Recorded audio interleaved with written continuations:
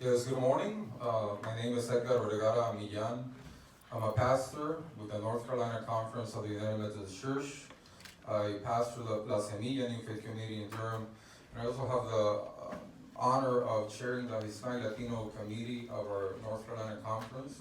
And I'm part of our bishops, Bishop Hope Morgan Ward's Immigration Task Force. So I look around this room and I hear breathing and I hear words, which means that all of us who are here are alive. And if we're alive, the Spirit of God is sustaining our life. You may or may not be a person of faith, but if you're a person of faith, and if you particularly profess a Christian faith, I would invite you to reflect on the fact that the one whom you follow, the God in whom you believe, decided to migrate from the heavens to the earth to give you and me life and a brighter future. I would also invite you to reflect on the fact that God took on the flesh of a migrant refugee child whose family was seeking for asylum.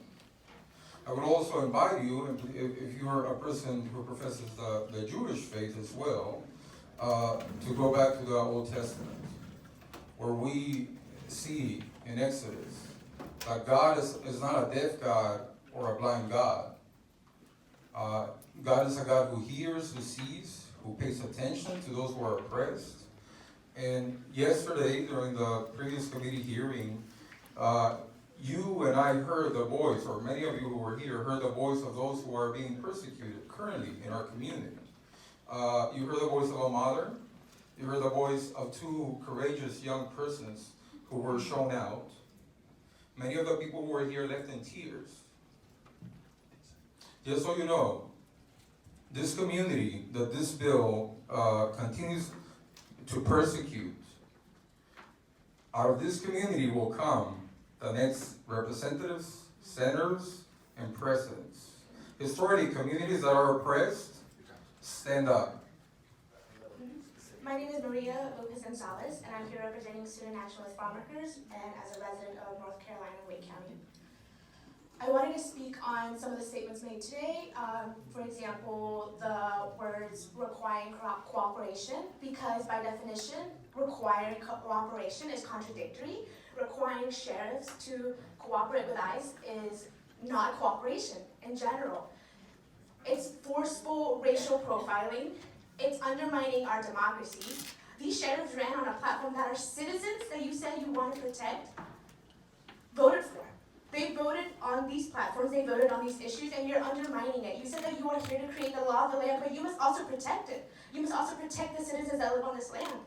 You said you want to protect our citizens, but which citizens? My two younger sisters were born here, they're US citizens. Protect those citizens? Have you felt the pain of having to sit around the kitchen table as they listen to your parents make the emergency plan? Then if ICE comes to the door, they must go to their room, not cry, not speak out, not scream, stay quiet as they get pulled apart, as they get thrown out. Those citizens, the citizens that want to one day be in this room, created the laws as well to protect other citizens, those citizens, the citizens that grew up in the same 5-mile radius, were born in Fayetteville, North Carolina, have gone through the public school system, and love more than anything this country.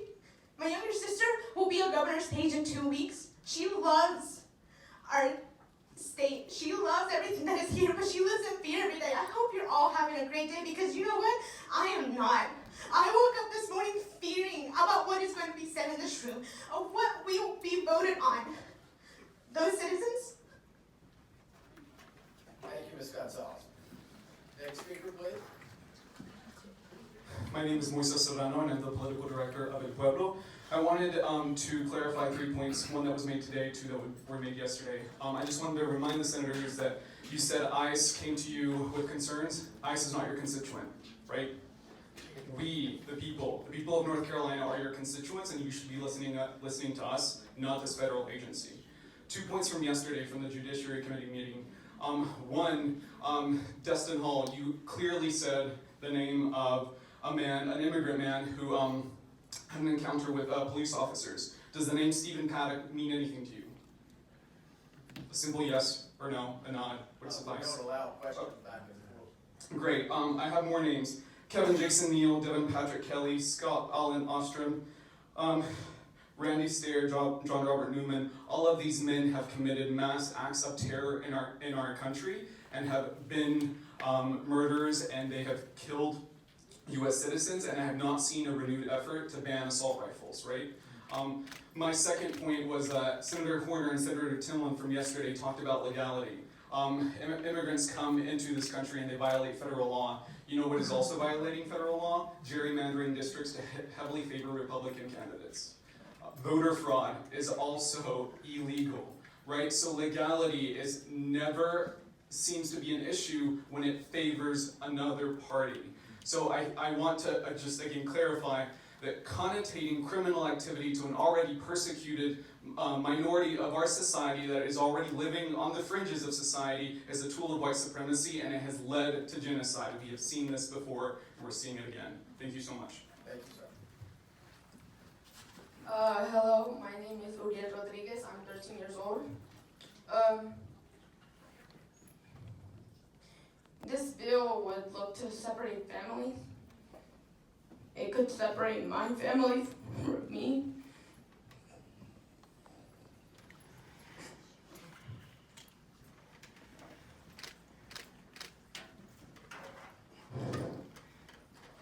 What you're trying to do is separate families that have come here. And a lot of these kids, just like me, that have undocumented parents, are legal citizens here.